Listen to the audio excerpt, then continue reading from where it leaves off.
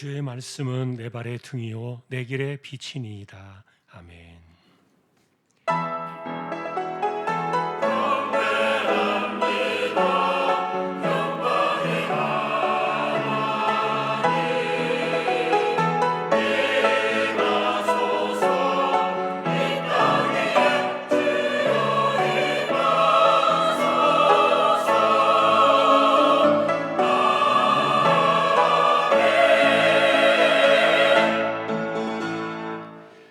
하나님 아버지 감사합니다. 주님의 날을 주셔서 예배자로 저희들을 세워주셨습니다. 부족한 심령들 성령께서 붙들어 주시고 영과 진리로 예배하도록 이 시간을 주장하여 주옵소서. 하나님 홀로 영광을 받으시옵소서. 존귀하신 예수 그리스도의 이름으로 기도하옵나이다. 아멘.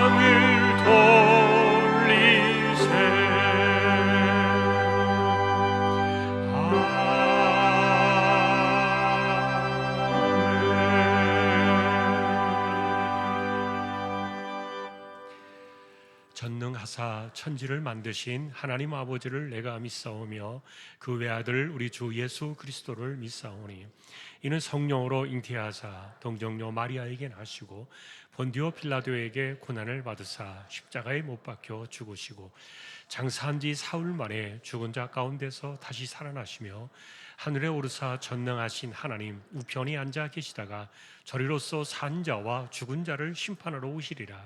성령을 믿사오며 거룩한 공회와 성도가 서로 교통하는 것과 죄를 사하여 주시는 것과 몸이 다시 사는 것과 영원히 사는 것을 믿사옵나이다. 아멘. 내 백성아 들을지어다. 내가 말하리라. 이스라엘아 내가 네게 증언하리라. 나는 하나님 곧 내 하나님이로다.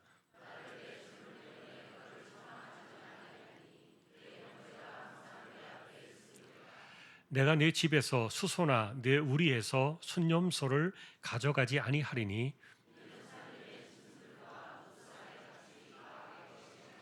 산의 모든 새들도 내가 아는 것이며 들의 짐승도 내 것이미로다.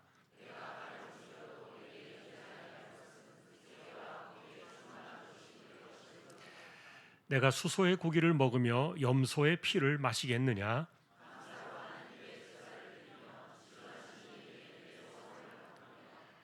환난 날에 나를 부르라. 내가 너를 건지리니 네가 나를 영화롭게 하리로다. 아멘.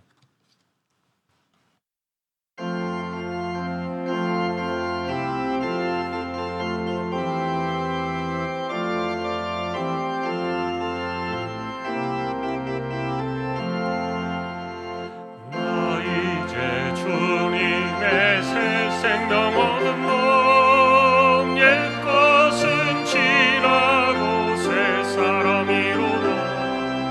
그 생명 내 맘에 강같이 흐르고 그 사랑 내게서 해같이 빛난다. 영생을 누리며 주 안에 살리라. 오늘도 내일도 주 함께 살리라. 주 안에 감추인 새 생명 얻으니 이전에 줬던 것 이제는 값없다. 하늘의 은혜와 평화를 맛보니 찬송과 기도로 주 함께 살리라. 영생을 누리며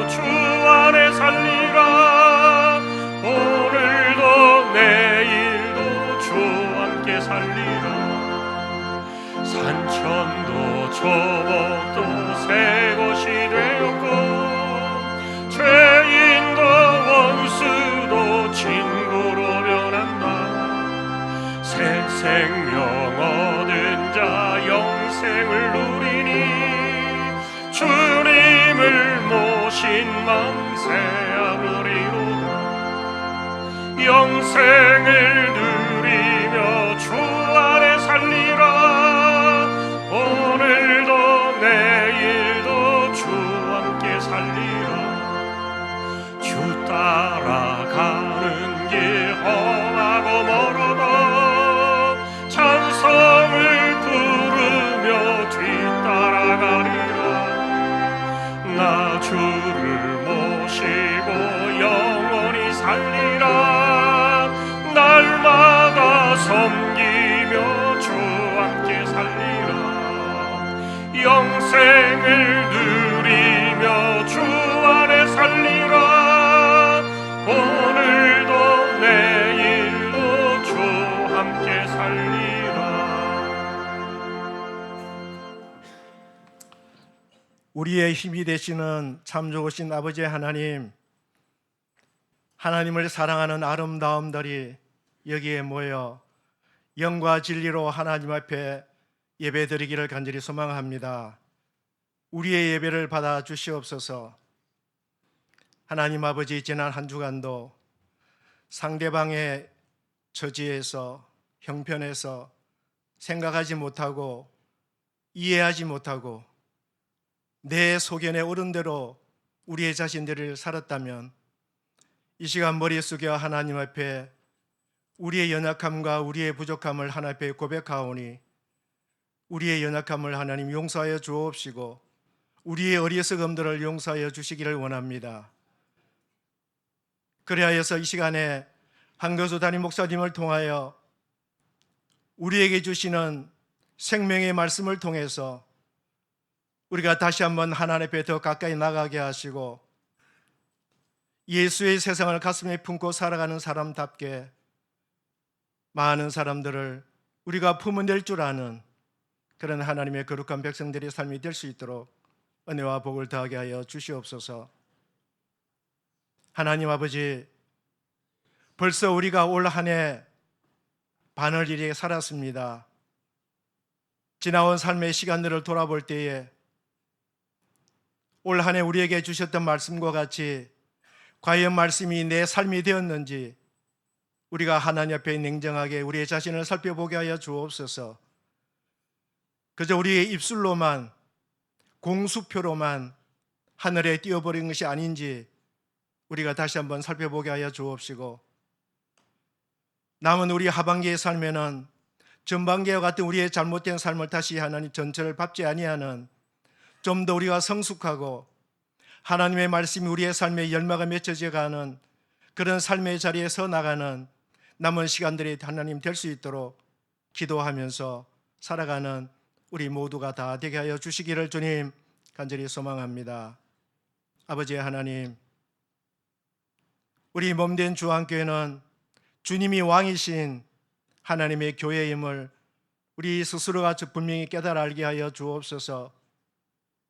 세상이 바라고 세상 사람들이 원하는 그 길로 가는 교회가 아니라 하나님의 나라의 확장을 위하여 주의 말씀을 붙들고 세상 속으로 나아가는 우리 몸된 주한교회가 되게 하여 주시옵소서. 그래서 하나님이 하늘로부터 주시는 그 힘을 가지고 세상을 변화시켜 나가게 하시고 하나님을 알지 못하는 많은 영혼들이 하나님을 만나게 하시는 그런 길로 나가게 하시는 우리 교회와 우리 주왕의 모든 성도들이 다 될 수 있도록 은혜와 복을 더하게 하여 주옵소서.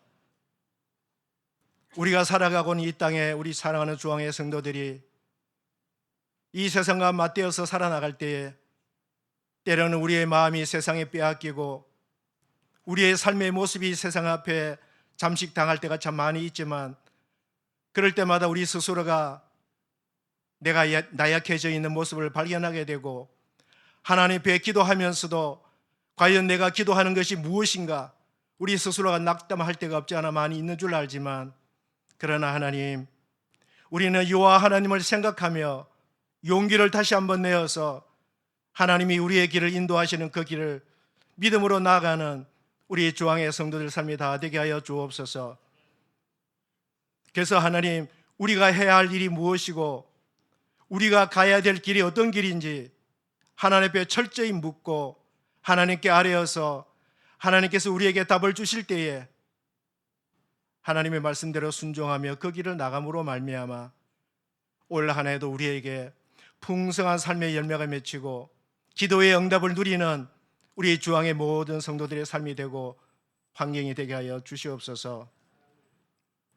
하나님 아버지, 교회가 이제 하나님 하반기에 또 많은 일들이 준비되고 있습니다.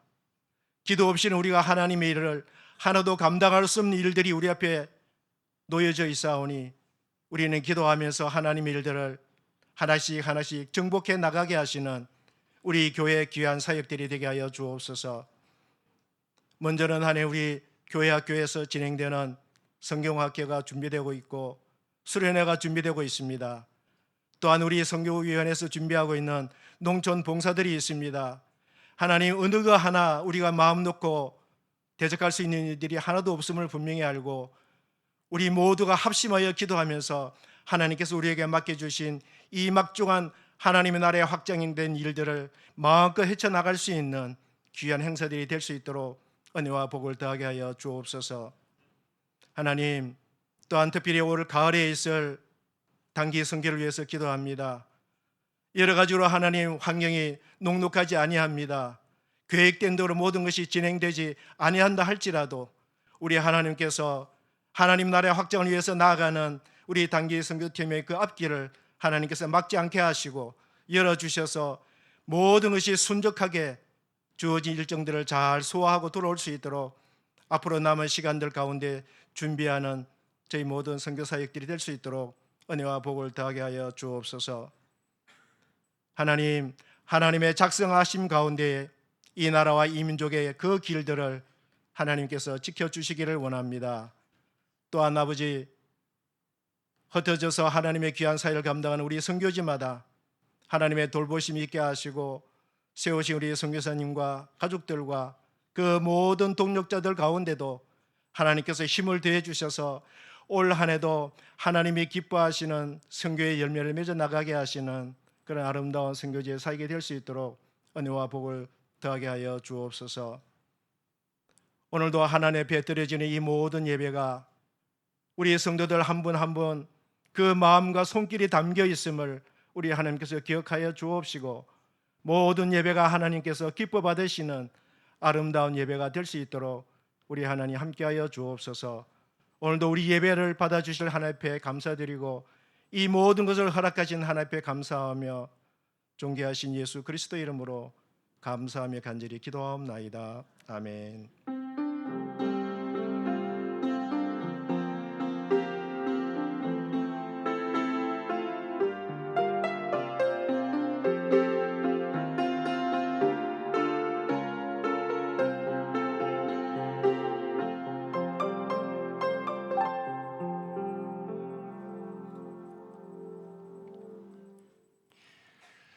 오늘 하나님 말씀은 요한복음 15장이 되겠습니다. 15장 14절 15절 두 절만 합독을 하겠습니다. 요한복음 15장 14절 15절 같이 읽겠습니다. 너희는 내가 명하는 대로 행하면 곧 나의 친구라. 이제부터는 너희를 종이라 하지 아니하리니 종은 주인이 하는 것을 알지 못함이라. 너희를 친구라 하였노니 내가 내 아버지께 들은 것을 다 너희에게 알게 하였음이라. 아멘. 교회 소식입니다. 주보 12쪽 함께 보아주시기 바랍니다. 이번 주 성경 읽기는 시편 78편에서 119편까지가 되겠습니다. 몇 가지만 말씀을 드립니다. 오후 예배는 성경 연구원 오늘 종강 예배로 드리게 되겠습니다. 다음 주에는 맥주 감사 주일로 또 지키는 날입니다. 하나님께 감사로 드려지기를 소망합니다. 또 세례식이 다음 주에 있겠고요. 그리고 7월 둘째 주에는 성찬 예식도 있습니다. 예, 오늘날의 광고는 김탁구교실 호경자 집사님 사업장 소개되었습니다. 기도를 부탁드립니다. 다른 내용들은 주보를 보아주시면 되겠습니다. 이제 하나님 앞에 예물을 드리는 시간입니다. 정성껏 준비하신 예물을 하나님께 드리겠습니다.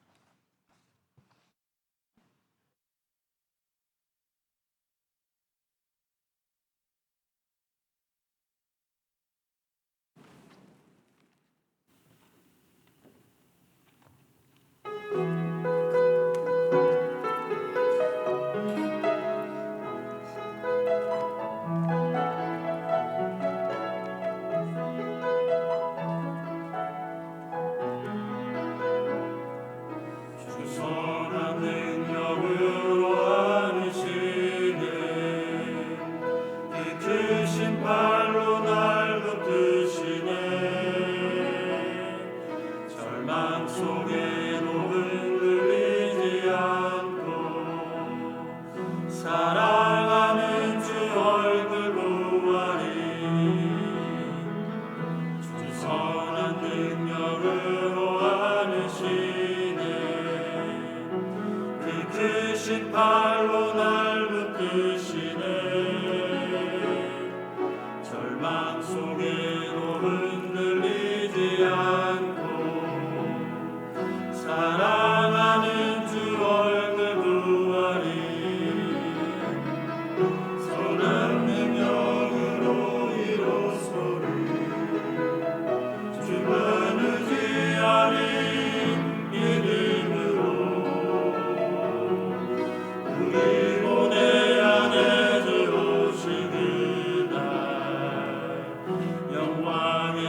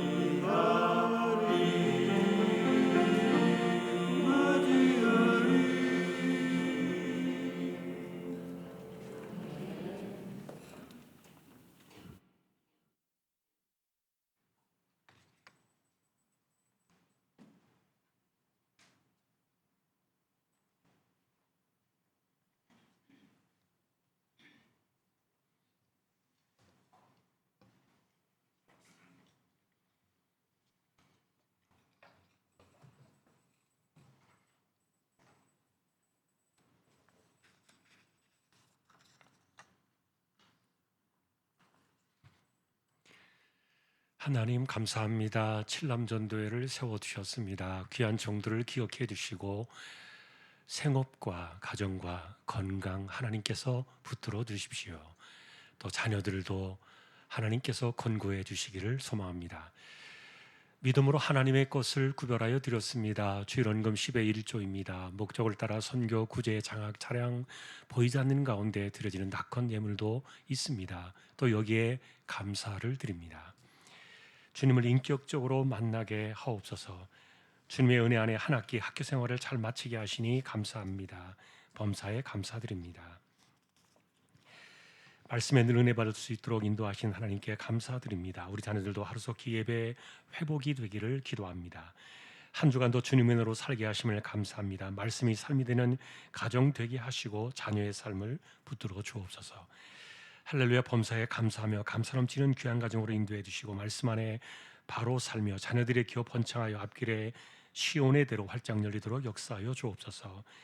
건강 주심과 변함없는 주님을 사랑하며 감사를 드립니다. 하나님 은혜에 감사드립니다. 하나님 아버지 감사합니다. 사랑합니다. 주님 사랑합니다. 범사에 감사하게 하시고 건강 주셔서 감사합니다. 주님 은혜에 감사합니다. 하나님이 죄인을 믿음이 땅에 떨어지지 않게 붙들어 주옵시고 삶의 지혜와 건강 주시기를 간절히 소망합니다. 하나님의 크신 사랑에 감사드립니다. 모든 것을 감사함으로 받아 버릴 것이 없게 하라. 주의 말씀이 내 삶이 되게 하옵소서. 주님의 은혜 안에 살게 하심을 감사드립니다. 항상 감사합니다. 무한하신 하나님의 은혜 간절히 바랍니다. 하나님 인도하심에 감사합니다. 지금까지 지켜주신 은혜에 감사드리며 범사에 감사합니다.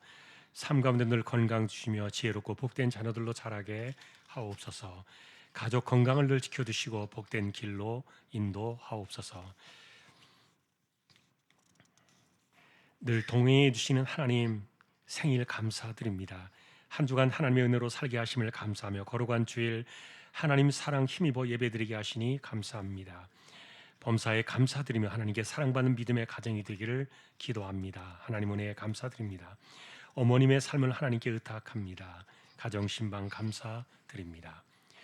우리의 손길입니다. 중심을 보시는 하나님 감사합니다. 신실한 주의 백성들 되게 해주시고 기도의 무릎으로 이마에 땀 흘려 가며 열심히 살아가는 이 땅의 삶 속에 은혜를 주시고 때를 따라 채워주시며 하나도 빈손이나 헛된 것이 없게 하여 주옵소서.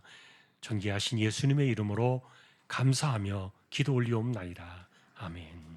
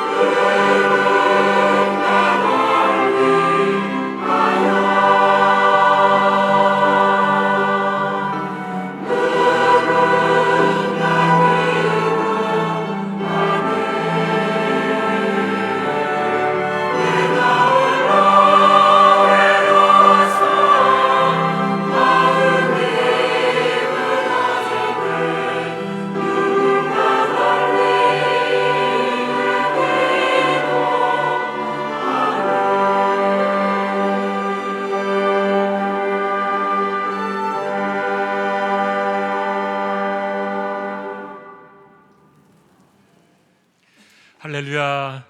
하나님 감사합니다. 찬양으로 섬겼습니다. 귀한 종들을 세워두시고 영광을 받으셨습니다. 이제 말씀 앞에 서려고 합니다. 부족한 종과 저희 모두에게 말씀으로 임재하여 주옵소서. 존귀하신 예수님의 이름으로 기도합니다. 아멘. 오늘도 말씀의 은혜가 함께 하시기를 주님의 이름으로 축복합니다. 오늘은 하나님의 나라를 살아가는 방식, 그 관계를 살펴보려고 합니다. 오늘 핵심 단어는 친구라는 단어입니다. 최근에 저희는 하나님의 나라가 우리 안에 오셨다는 사실을 더욱 주목하고 있었는데, 지난주에는 하나님의 나라의 일들은 어떤 것인가 5가지로 또 정리해서 살펴보았습니다. 첫째는 하나님의 나라가 이 땅에 들어왔다는 사실을 전하는 것, 이게 복음이다. 자, 그 다음에 2번째는 더러운 귀신의 세상이 떠나갈 수밖에 없는 것이 하나님의 나라다. 3번째는 죄인들이 구원을 받는 세상이다. 그 다음에 4번째는 제자로 배움을 받고 가르침을 받은 사람들이 살아가는, 제자로 채워지는 세상이다. 그리고 마지막 5번째는 그리스도의 섬김으로 가득 채우신 세상이었다. 우리 역시 섬김으로 채워가야 될 세상이 바로 하나님의 나라다. 자, 이렇게 주님께서 보이셨던 하나님의 나라 일들을 지난주에 저희가 보았고요. 그리고 이것을 우리에게 위임해 주셨다는 거죠. 너희는 이것을 그대로 세상에 전하라. 그리고 확장시켜라.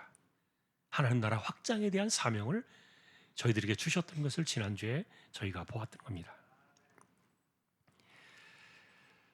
자, 그런데 이제 오늘 우리는 이 하나님의 나라를 살아가는 당사자들로서 우리는 어떻게 이 나라를 살아가야 될 것인가, 오늘 이것을 살펴보려고 하는데, 예수님께서는 이것을 말해주는 가장 중요한 단어로 친구라는 단어를 가져오셨습니다. 사실 이 단어는 요한복음에서만, 오늘 읽으신 2절에서만 유일하게 성경에 나와 있는 구절인데, 저는 이렇게 생각해요. 여러분, 복음서가 4권이 있습니다. 마태, 마가, 누가, 요한, 이렇게 4복음서가 있는데, 마태, 마가, 누가가 쓰여지고 난 이후에 한참 세월이 지나서 요한복음이 마지막에 쓰여졌어요. 그래서 하나님의 나라가 마태, 마가, 누가, 공관복음을 통해서 강조되어졌는데, 그런데 그 나라를 살아가는 그 백성들의, 하나님의 나라의 사람들의 삶을 어떻게 살아가는 것이 좋은가에 대해서 놓쳐버린 부분을 요한 사도가 여기에 다시 가져왔다, 그런 생각이 들어요. 오늘 우리의 이야기 역시 예수님께서 십자가에 죽기 전날 밤, 그날 밤에 제자들과 함께 가시면서 주셨던 마지막 말씀 가운데 하나였는데, 이 말씀이 있기 전까지 예수님과 제자들의 관계는 주인과 종의 관계 같았어요. 종은 주인이 시키는 대로만 하는 겁니다. 주인의 뜻을 알 수도 없고 알려고 할 필요도 없고, 그리고 공유할 수도 없는 존재가 종이었죠. 그런데 친구는 달랐습니다. 뜻을 알아들을 수 있고, 뜻을 이해할 수 있고, 뜻이 무엇인가를 공유할 수 있는, 이것이 친구인데, 그래서 오늘 이 말씀 속에서는 예수님께서 이제 너희는 종이 아니다, 나의 친구다, 관계의 변화를 말씀해 주신 내용이에요. 실제로 예수님은 하나님의 뜻을 계시하려고 이 땅에 오셨고요. 그리고 제자들은 그 계시하신 뜻을 다 이해했어요. 그리고 다 받아들였어요. 그리고 그 뜻에 참여한 사람들이 되었어요. 그래서 이제는 너희는 종이 아니라 나의 친구다. 더구나 나는 이와 같은 나의 친구들을 위하여 목숨을 버릴 것이다. 이 정도로 나의 큰 사랑 안에 거하는 사람들이 너희가 바로 나의 친구니라. 자, 오늘 우리는 이 이야기를 살피려고 해요. 자, 그래서 성친구라는 말을 주신 이 개념을 우리가 요한복음 15장에 담아 놓았기 때문에 15장의 관점에서 이것을 좀 정리를 해보았어요. 요한복음 15장은 포도나무와 가지의 비유로 유명한 성경인데, 이것은 그리스도와 제자의 관계, 다시 말하면 예수님과 우리와의 관계를 포도나무와 그 가지로 이렇게 설명을 해주셨잖아요. 자, 이것은 이제 우리가 그리스도라는 나무에 붙은 가지처럼 살아가는 인생이 되었다.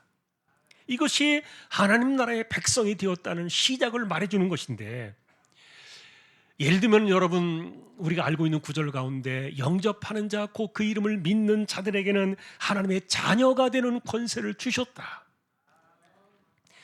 구원자로 이 땅에 오신 그분의 이름을 믿어서 내가 예수님을 구주로 영접하는 사람들에게 자녀가 되는 권세를 주셨는데, 이게 포도나무이신 그분에게 가지로 붙었다는 이 말과 같은 개념이에요. 그러니 이제는 내가 그분의 가지가 되어서 그분의 열매를 내고, 여러분, 이런 관계는 내가 그분을 구주로 영접해서 내가 하나님의 자녀로 살아간다는 건 똑같은 관계예요. 자, 그런데 이것은 우리의 신분이 어떻게 되었는가를 선언해 주신 신분에 대한 선언이지 열매는 아니라는 거예요. 다시 말하면 내가 그리스도를 영접하고 그분을 나의 구주로 믿고 내가 하나님의 자녀가 되고, 그리고 포도나무이신 그분에게 붙은 가지가 되었다고 한들 내가 열매를 내는 가지가 아니라면 그게 무슨 소용이 있을까?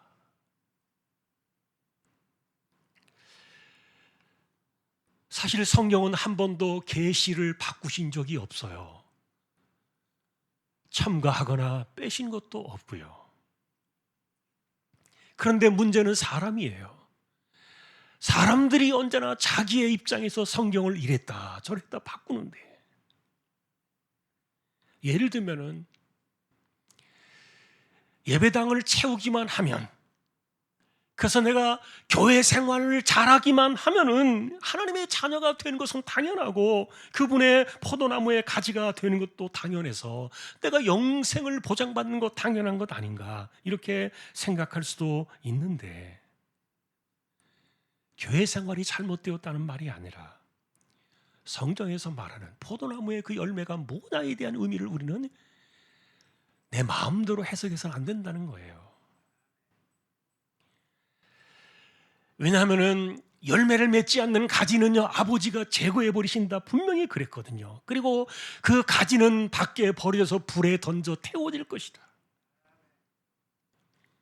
우리는 이 관계를 명확히 이해해야 돼요. 사실 너희가 삶으로 내는 가지에서 나오는 그 열매로 구원이 확정될 것이다, 그렇게 말한 것은요 한 번도 없어요. 우리가 받은 구원은 내가 그리스도를 믿고 영접하여 자녀가 될 때 내가 그분의 가지가 되어서 포도나무에 붙어서 나에게 구원은 확정된 것인데, 그런데 문제는 믿음이라는 것이 거기까지만 믿으면 다 되는 것이 아니라는 사실이에요. 우리에게 주신 이 믿음과 하나님의 나라의 백성으로 살아가는 자녀가 되게 하신 이 사건은 내가 자녀로 살아가는 것이 믿음이고, 그 다음에 열매를 내는 가지가 되는 것이 내가 믿음인데, 그렇게 살아가는 하나님 나라의 백성만이 마지막 날 영생의 나라에 문을 열고 들어가는 것이에요. 그러니 이런 진리를 접할 때마다 사실은 등골이 오싹해져요. 혹시라도 잘못 전달해가지고 오해하는 사람은 생기지 않을까. 다시 말하면 여러분, 우리가 말하는 믿음이라는 것은 내가 그분을 그리스도로 구주로 영접하고 그 이름을 믿는 것인데, 그런데 딱 거기까지만 이것이 구원이라고 오해하는 사람들이 생길까 봐 그런데 오늘 본문은 그게 아니라는 것이죠. 하나님의 자녀로 살아가는 것, 그 다음에 그리스도라는 열매를 내는 가지로 살아가는 것, 이게 그 나라의 백성이라는 것인데, 자, 그러니 예를 들면 여러분, 어떤 사람들은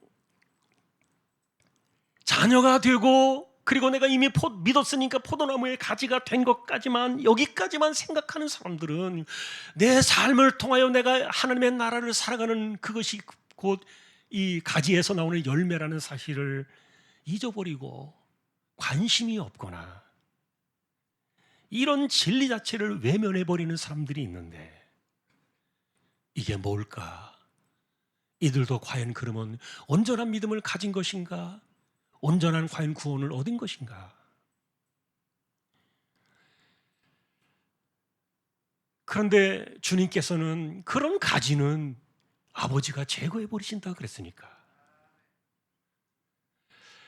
아무리 하나님께서 그에게 은혜로 주신 구원이요 그리고 은혜로 드신 믿음이라 할지라도 그것을 스스로 저버리는 사람이 된다면 아무것도 아니구나.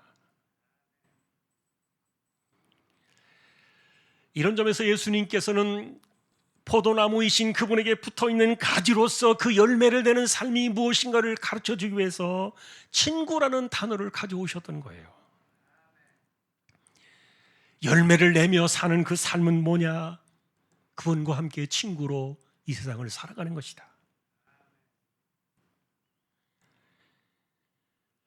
여러분, 사실 주님은 우리의 친구가 될 수 없는 분이에요.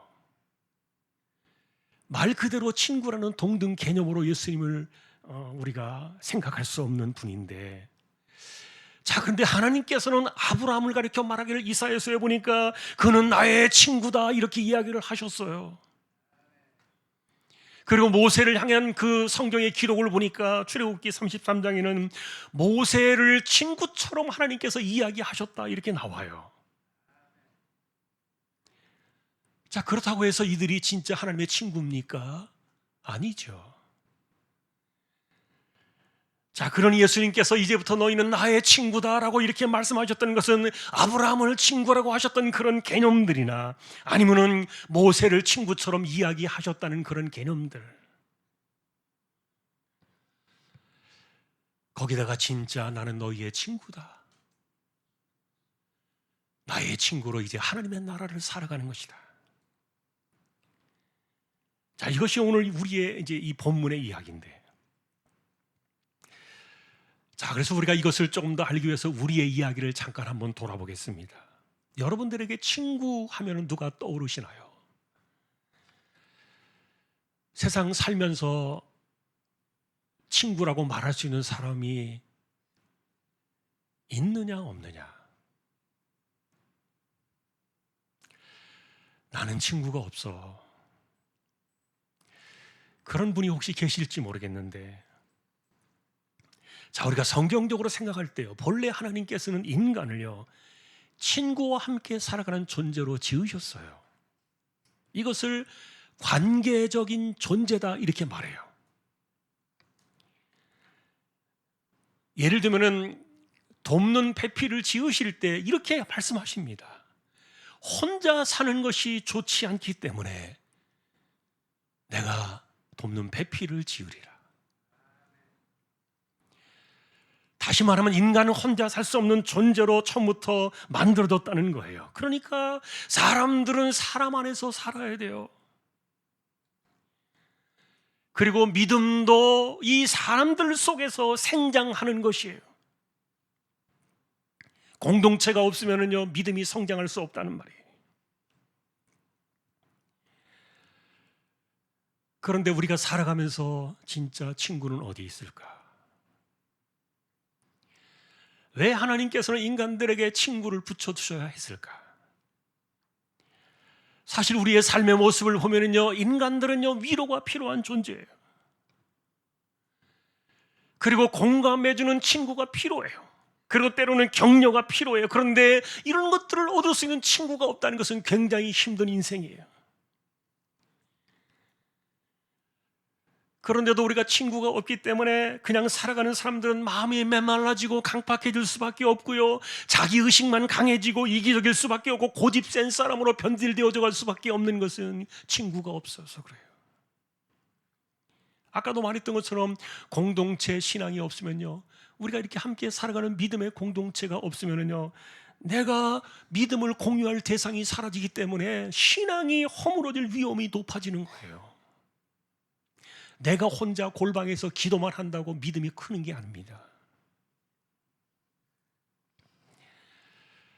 자, 그럼에도 우리의 문제는 우리 곁에 있는 모든 사람들이 친구는 아니라는 겁니다. 예를 들면 가룟 유다도 예수님과 제자들과 함께 오랜 세월을 살았지만 그는 친구는 아니었습니다. 마태복음 26장에 보니까 예수님께서 마지막 날 그날 밤에 이 말씀을 주시기 전에 유다를 향해서도 친구여 이렇게 이야기를 했어요. 네가 행할 일을 하라. 예수님께서는 유다에게도 마지막까지 친구라는 호칭을 주셨지만 그러나 그는 아니었던 거예요. 자, 그러니 사실은 우리가 친구라는 개념을 생각해 볼 때 하나님이 인간을 그렇게 지으셨음에도 불구하고 수많은 산들 가운데서도 나의 친구가 없다 보니까 외로울 수밖에 없는 시간이 많아지는 것이죠. 신앙을 또 함께 나눌 수 있는 그런 진정한 믿음의 친구들이 없다 보니까 내 믿음이 생장해야 되는 온실이 사라져버리는 거예요. 자, 우리는 하나님의 나라를 살아가는 백성들이라 그랬습니다. 그것은 어둠의 나라, 흑암의 권세, 마귀의 나라로부터 우리를 빼내셔가지고 아들의 핏값으로 세우신 하나님의 나라에 우리를 심어놓으신 사람들이다 이렇게 말했는데, 그럼에도 불구하고 여전히 우리는요 세상 것에 많이 그대로 붙잡혀 있어요. 여전히 육신적인 삶이 있고 세상적인 삶이 있고, 그 다음에 내 중심으로 모든 것들을 판단하고 생각하는 이기적인 생각이 가득 차 있다 보니까 이것을 우리는 회개해야 되거든요. 우리가 늘 하는 이야기입니다만 이거를 회개해야지. 그런데 이런 것들을 돌아보지 않는 거예요. 내가 믿음 생활하는 것이 뭔가에 대한 착각이 많이 있기 때문에 그래요.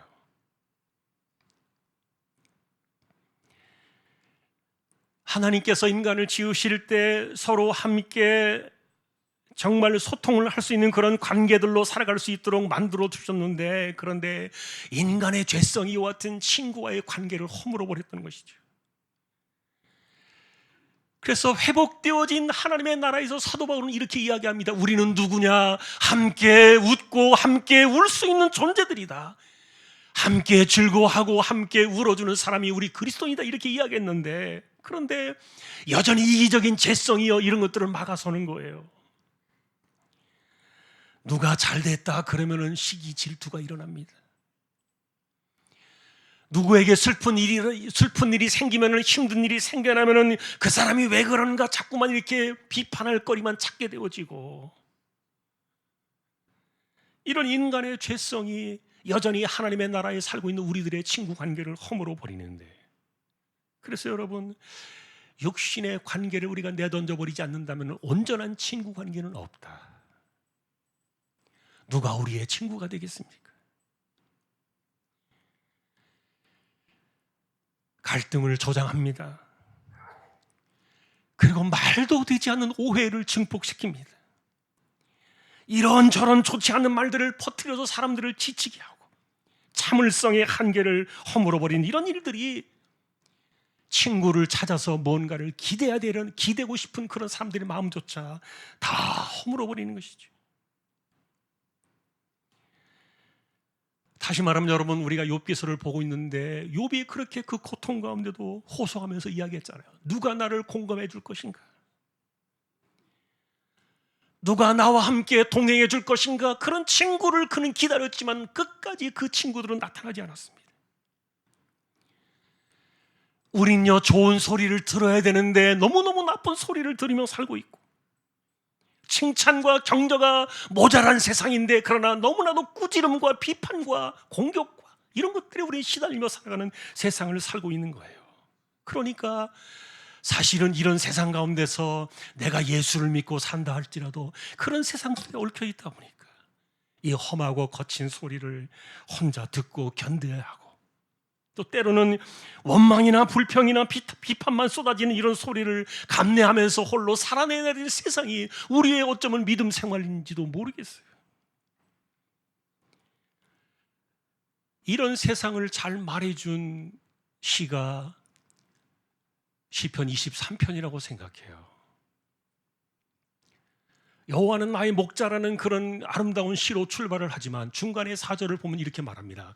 내가 사망의 음침한 골짜기를 지날지라도. 그 사망의 음침한 골짜기라는 말이 뭘까요? 아무도 나와 함께하는 사람이 없는 거예요. 누가 나의 소리를 들어줄 것이며, 누가 나의 마음을 공감할 것이며, 누가 나와 함께 동행해 줄 것인가? 아무도 없는 거예요. 그러니 이렇게 사실은 그런 사람이 없는 세상을 살아가는 것 자체가 사망의 음침한 골짜기와 같은 것인데, 그런데 다윗은 그런 나의 자리를 채우시니까 여호와시다. 그분은 내가 내려가는 이 사망의 음침한 골짜기 같은 곳에서도 지팡이와 막대기로 나를 안위하시고 있다. 세상은 정죄하고 비판하고 수군거리고 비난하는 소리로 가득 찬 세상이지만, 그러나 유일하게 나를 위로하시고 격려하시는 이가 나의 목자이신 그분이 아니신가. 그러니 시편 23편을 보면서 많은 사람들이 위로를 얻어요. 아마도 예수님께서 이제부터 너희는 나의 친구니라 이렇게 이야기하셨을 때 아마도 주님께서는 바로 이 임마누엘을 생각하고 계셨을 거예요.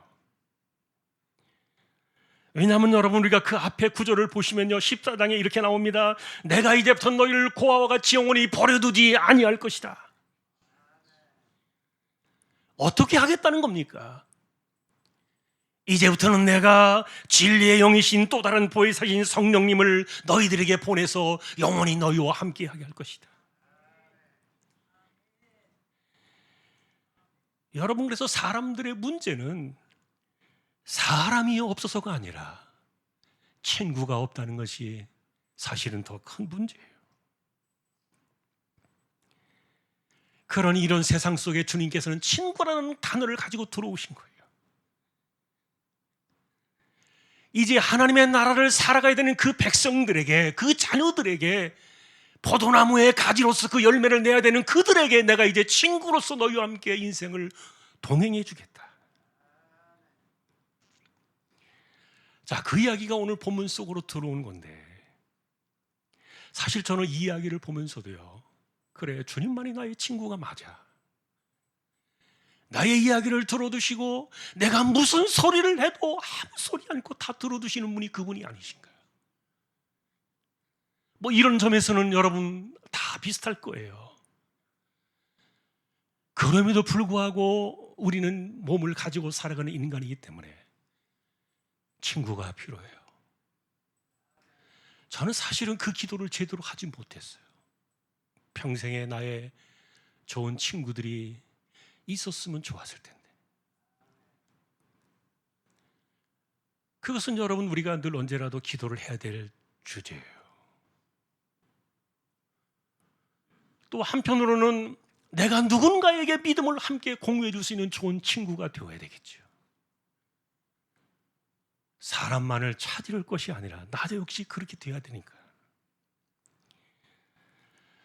자, 그런데 어쨌든 주님께서는 이제부터 너희는 나의 친구니라. 그분은 우리와 친구가 될 수 없는 분이시지만 그러나 친구처럼 우리 곁으로 다가오셨어요. 그뿐만이 아니라 그 순간부터 영원토록 우리를 함께 지켜주시며 함께 하시겠다. 오늘 말씀이 그런 내용인데, 자, 그래서 예수님께서 친구로 보이셨던 사람들과의 그 관계를 한번 좀 찾아보았어요.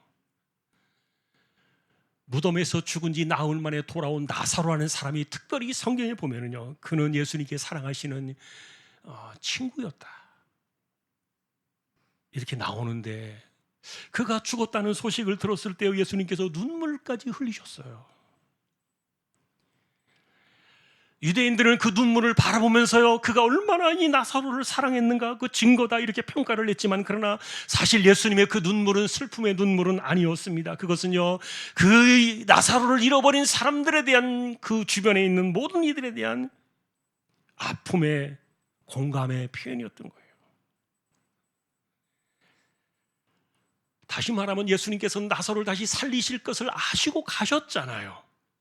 그럼에도 불구하고 눈물을 흘리셨던 것은 잃어버린 그 나사로 때문에 눈물을 흘리고 아파야 될 마리아나 마르다 같은 누이들과, 그리고 주변에 있던 사람들이 흘리는 그 눈물을 공감하셨던 거예요. 그분은 눈물을 흘릴 이유가 없는 겁니다. 다시 살리실 건데. 그러나 주님의 마음은요, 사람들의 공감 속에 그분은 눈물을 흘리셨던 거예요. 그래서 제자들은요, 이 나사로가 병들었다는 이야기를 전해줄 때 이렇게 말했습니다. 주님께서 사랑하시는 그 사람이 병이 들었습니다, 이렇게 말해주는데, 그런데 사랑하시는, 잘하는 그 말을, 이 단어를 살펴보니까요, 이게요, 라오디게아 교회에 보냈던 편지의 내용과 비슷해요. 무슨 말이냐 하면은, 라오디게아 교회 7교회 마지막 편지를 보내면서 이렇게 말합니다. 교회여, 제발 문을 좀 열어다오. 내가 좀 들어가야 되겠다. 교회의 간판을 걸고 교회 이름을 가지고 있지만, 그러나 그리스도가 없는 교회였던 거예요. 그런 라오디게아 교회 편지를 하면서 말합니다. 내가 문 밖에서 지금 두드리고 있지 않느냐. 제발 문을 좀 열어다.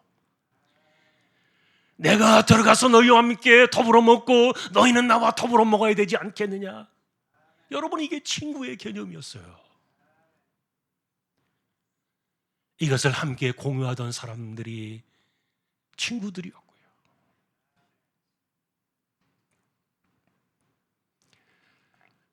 또한 예수님께서 이 나사로를 보면서 죽었다고 말하지 않고 잠들었다 이렇게 말합니다. 내가 그를 깨우러 간다 그랬습니다.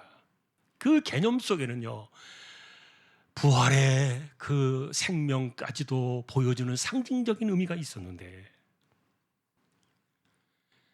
나사로를 살려내는 그 사건을 통해서 주님께서는 영원한 생명 부활의 그날까지 동행할 것이다라는 동행자의 의미를 친구라는 개념 속에 보여주셨어요. 그래서 이 사건 속에서 예수님께서 눈물을 흘리신 그 모습을 통해서 하나님도 인간을 바라보며 눈물을 흘리시는가, 이 눈물의 신학이라는 주제를 남겼어요. 그분의 눈물은 단순한 감정이 아니었던 겁니다. 인간의 고통 속으로 들어오셔야 하는 그 하나님에 대한 영적 사건의 그 마음이 들어있었던 거예요. 자, 이런 점에서 여러분, 친구는요, 연약한 사람들을 조롱하지 않습니다.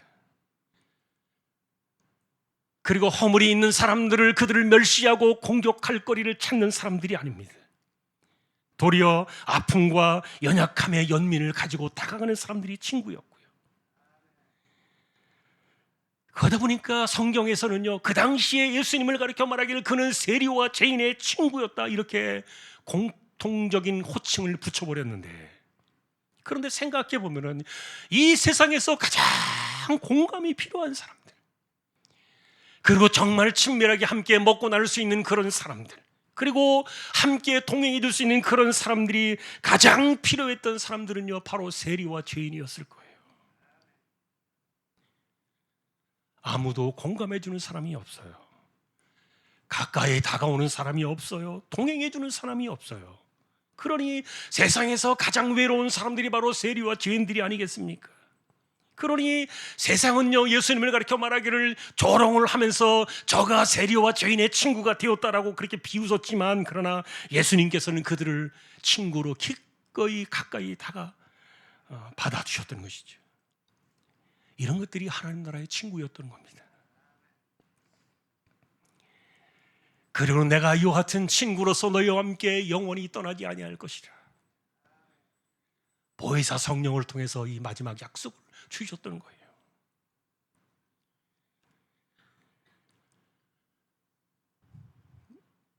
내용을 좀 정리해 보겠습니다. 예수님께서는 제자들과 함께 우리들을 하나님의 나라로 불러들이실 때 예수님께서 마음대로 부리고 싶은 그런 종들이 필요했던 게 아니었던 거예요. 도리어 함께 마음을 나눌 수 있는 친구로 살아갈 제자들이 필요했던 것이죠. 그러니 이제부터 너희는 나의 친구니라 이렇게 말했던 것은요, 단순하게 위로하기 위해서 말한 우리가 말하는 그 립싱크라 그러잖아요. 그냥 단순한 입에 입 발린 말이 아니었던 거예요. 이것은 하나님의 나라를 살아가야 될 제자들에게 내가 이제 너희와 친구가 되어서 친구의 개념으로 내가 이 나라를 함께 살아주겠다. 이것이 그 나라를 살아가는 포도나무에 붙은 가지가 되어서 열매를 내며 살아가는 사람들에게 주셨던 주님의 말씀이었던 거예요. 그러니 우리는 이 진리를 받아야 됩니다. 다시 말하면 신앙이라는 것, 믿음이라는 것은 포도나무에 내가 가지가 된 것만으로 끝나는 것이 아니라는 거예요.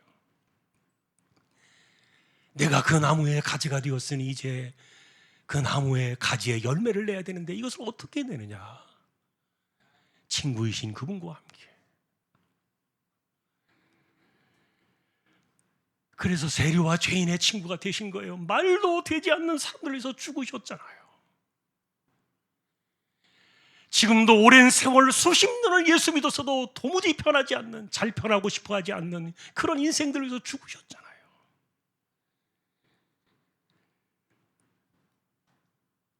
우리의 슬픔을 공유하시고 아픔 속으로 들어오시기 위해서 그분은 친구가 될 수 있는 분이 아니시지만 그러나 스스로 우리의 친구가 되어주셔서 하나님의 나라를 살아가는 우리들에게 그분의 열매를 내게 하시기 위해서 친구로 오셨던 겁니다.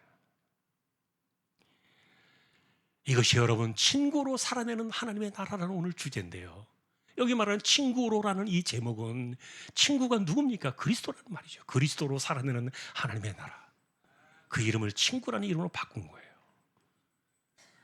우리는 하나님의 나라를 어떻게 살아내느냐? 친구로 살아내는 나라다. 이제는 우리가 많이 부른 복음송이 있어요. 주님 뜻대로 살기로 했네, 뒤돌아서지 않겠네. 이 세상 사람 날 몰라줘도 나는 뒤돌아서지 않겠네. 세상 등지고 십자가 보내, 나는 뒤돌아서지 않겠네. 자, 우리 함께 같이 한번 잠깐 불러봅시다. 우리가 많이 부르던 짧은 찬송이니까.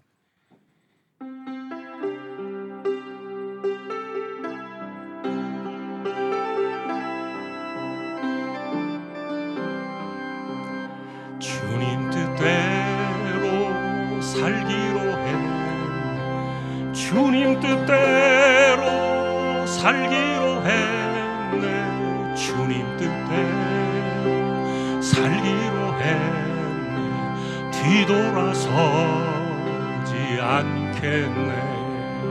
이 세상 사람 날 몰라줘, 이 세상 사람 날 몰라줘도, 이 세상 사람 날 몰라줘도 뒤돌아서지 않겠네. 세상 등지고 십자가 보내, 세상 등지고 십자가 보내, 세상 등지고 십자가 보내, 뒤돌아서지 않겠네.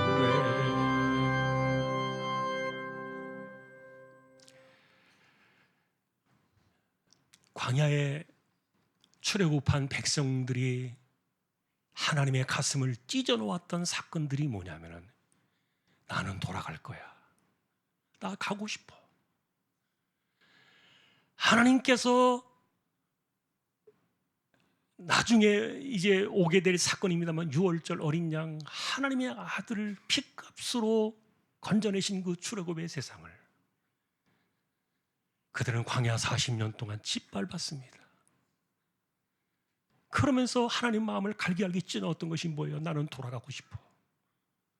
돌아갈 거야. 그게 그들의 삶에 광야에서 인생을 마치게 했던 원인이 되었는데,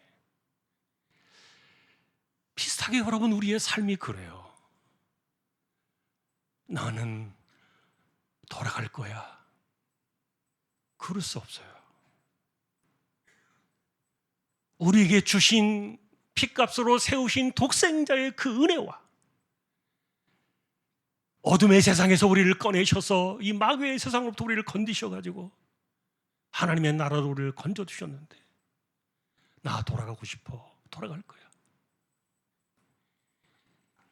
이게 자신의 삶으로 그렇게 고집을 부리고 자기의 그런 생각과 자신의 습성과 이런 것들로 고집을 부리니까 얼마나 이런 것들이 가슴 아픈 일인지 몰라요.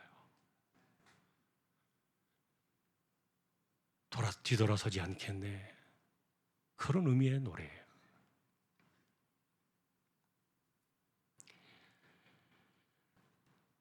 자, 우리는 하나님의 나라를 살아갑니다. 이제는 우리는 그분의 가지가 되어서 평생에 그분으로부터 진액을 공급받으며 이 땅을 살아갑니다. 내가 세상을 살고 있지만 그러나 하나님 나라의 백성으로 사는 거예요. 내가 거기에 친구가 되어줄게. 내가 함께 공감하고 내가 너의 친밀한 친구가 되어주고 내가 마지막 그날까지 내가 동행해 줄게. 여러분, 친구는 친구를 닮는다는 말이 있잖아요. 잠언에서도 그런 말씀들이 있어요. 그러니 사실 썩은 사과와 같은 친구들은요, 우리 곁에 두어서는 안 되는 것이 좋을 텐데, 수많은 사람들이 썩은 말을 내뱉고 썩은 냄새나는 원망을 쏟아내고 썩어버린 불평과 썩어버린 이 부정적인 생각과 믿음을 허물어버리는 이런 개념들이 너무도 많이 우리에게 차 있다 보니까, 그러니 그런 세상 속에 살다 보니까 우리 인생 자체가 썩은 냄새가 진동을 하는 것이죠. 그래서 야고보서는 마귀를 가까이 하지 마라. 하나님을 가까이 해야 산다. 이런 가운데 그리스도께서, 주님께서 우리에게 말씀을 주셨던 것이 그런 거예요. 나는 너희의 친구니라. 우리는 그분을 친구로 삼아 하나님의 나라를 살아내야 돼요. 세상 떠나는 그날까지 가는 겁니다. 그러니 주님께서 주시는 그 마음을 품고 주님께서 원하시는 뜻을 헤아리고, 이게 친구니까요. 그리고 우리는 끊임없이 묻잖아요. 주님께서 바라시는 성령의 열매도 맺고, 그리고 주님께서 원하시는 그런 길들을 걸어가면서 무엇을 기도하고 무엇을 내뱉고 무엇을 하며 살아가야 될 것인가. 이것이 친구이신 그분께 묻고 의지하고 마음을 나누며 살아가는 방식인데, 이제부터 너희는 나의 친구니라. 이 말씀의 의미를 기억하면서 우리가 어떤 세상을 살고 있는가를 한 번 더 돌아보는 우리 모두가 될 수 있기를 주님의 이름으로 간절히 축원합니다. 431장입니다.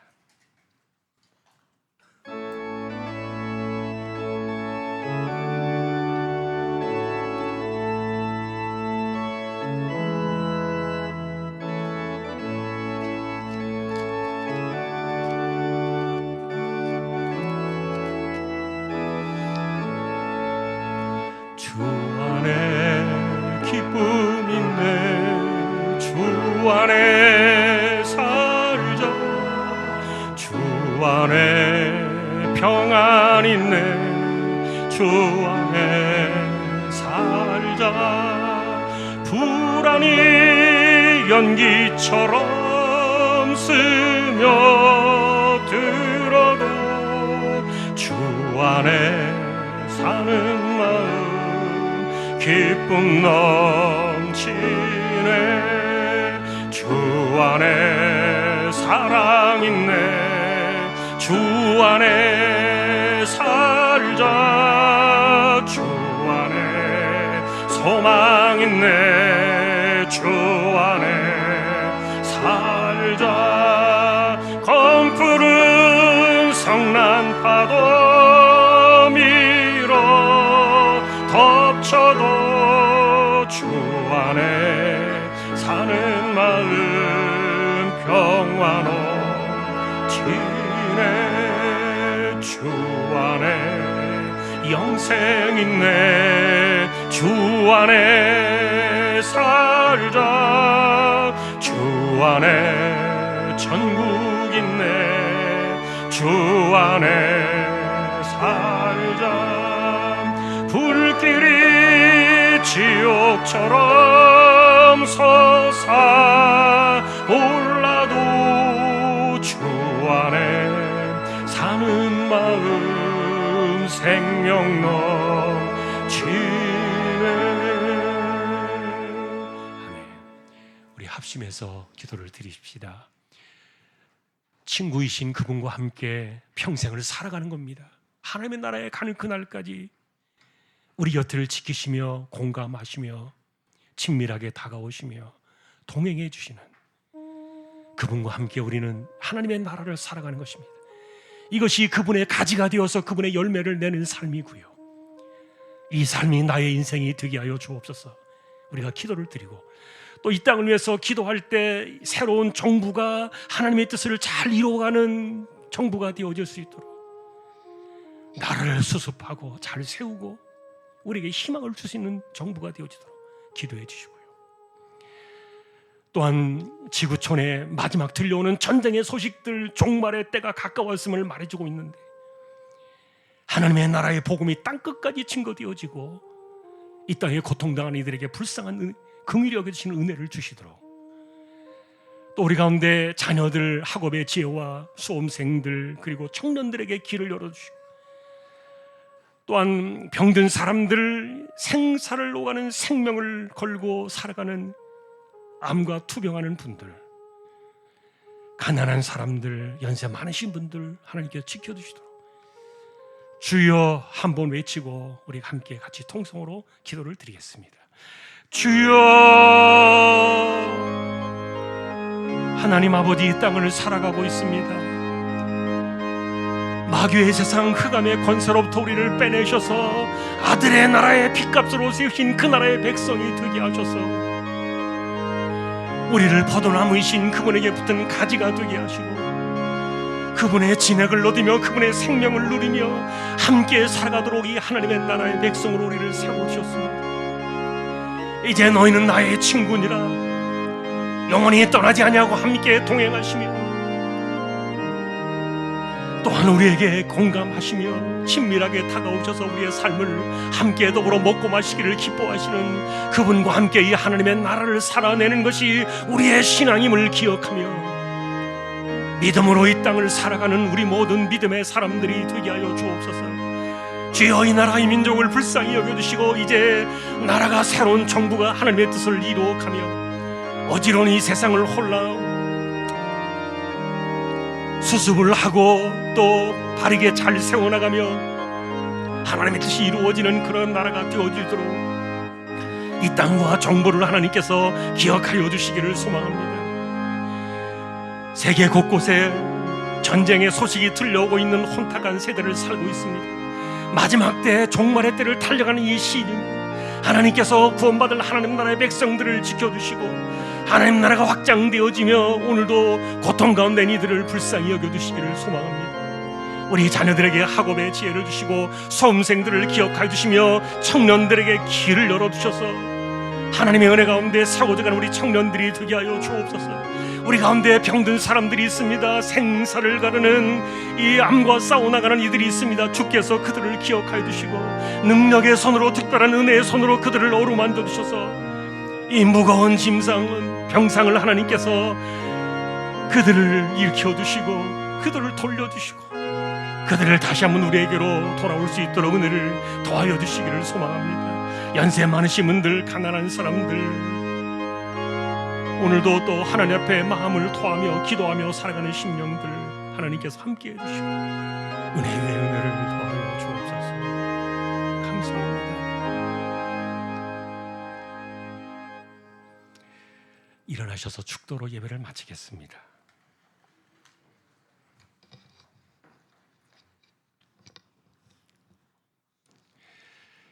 이제부터는 너희를 종이라 하지 아니하리니 너희는 나의 친구니라. 우리의 삶에 동행하시며 하나님의 나라를 살게 하시는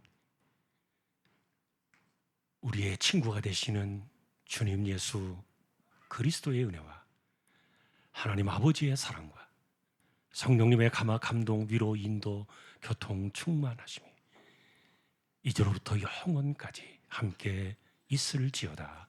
아멘.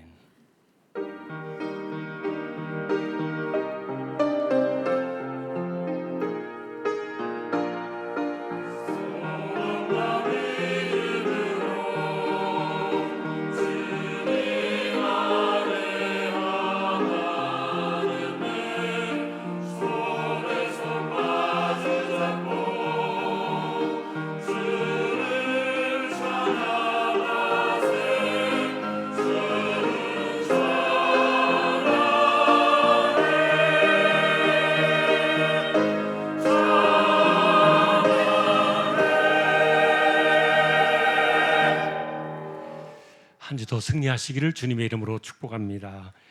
소개할 분이 있습니다. 박희경 권사님, 혹시 어디 계신가요? 잠깐 일어나 주시겠습니까? 저 뒤에 계시네요. 우리 같이 박수로 환영하십시다. 감사합니다. 아마 이쪽에 사시면서 또 교회에 이렇게 오신 것 같습니다. 믿음의 승리가 있기를 소망합니다. 우리 함께 교제 찬양으로 또 나누겠습니다.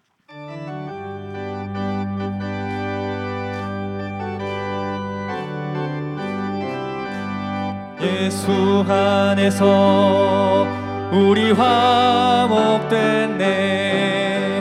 예수 안에서 우리 화목됐네. 하나님의 영광 함께 누릴 소망 있네.